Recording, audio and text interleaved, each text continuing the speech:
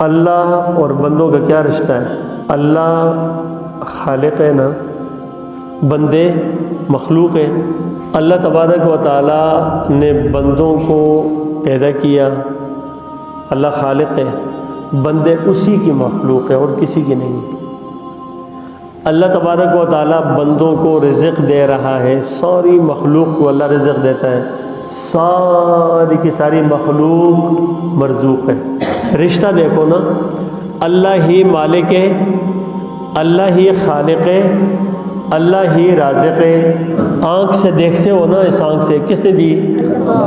ذرا آنکھ ایک سیکنڈ کے لیے بند کرو، پوری دنیا تاریک ہوتی ہے کہ نہیں؟ بند کرو ذرا، کیا خیال ہے، کیا سمجھتے ہو کتنی تاریکی ہے یار؟ اگر یہ آنکھ نہ ہو تو تم پھر دیکھو کتنا انسان اندھیرے میں ہے نا، نہ وہ دنیا کی کسی چیز کو دیکھ سکے، نہ نعمتوں کو دیکھ سکے، نہ راستہ دیکھ سکے، نہ اپنے آپ کو دیکھ سکے، نہ کسی چیز کو، ماں باپ کو نہیں دیکھ سکتا، کعبہ کو نہیں دیکھ سکتا، قرآن کو نہ دیکھ سکے، کسی کو بھی نہ دیکھ سکے اگر آنکھ نہ ہو تو۔ یار اللہ نے نعمت ساری دی ہے، یار کوئی ایک نعمت انسان کے اندر ایسی نہیں ہے جو اللہ نے نہ دی ہو۔ ایسی کوئی چیز ہے؟ انسان کے اندر کچھ بھی ہے نا تو سب کچھ کس نے دیا؟ اللہ نے۔ طاقت کس نے دی؟ اللہ نے دی۔ قوت کس نے دی؟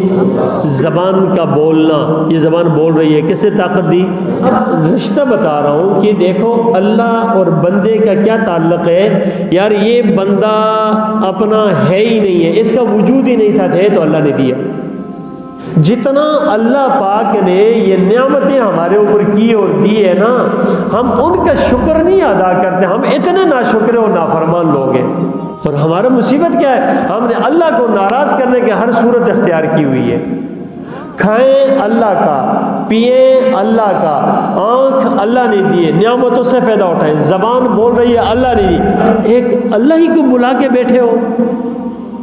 تو اللہ سے بندے کا رشتہ کیا؟ بس اللہ اور بندہ، بندہ مکمل اللہ کا، یہ ہے اصل رشتہ۔ اس کے علاوہ بندہ اپنے آپ کو کسی بھی چیز میں غیر کا سمجھے، یہ ناشکری ہے۔ یہ سمجھ لے کہ میں اللہ کا ہوں، اللہ ہی میرا ہے اور میں اللہ ہی کا ہوں اور کسی کا نہیں۔ آئی بات سمجھ لیں، ایاک نعبد و ایاک نستعین۔ یہاں ہمیں کیا سبق مل رہا ہے؟ آپ ہی کی عبادت کرتے ہیں اور آپ ہی سے مدد مانگتے ہیں۔ سب چیزیں ختم کر دی، عبادت صرف اللہ کی، مدد صرف اللہ سے۔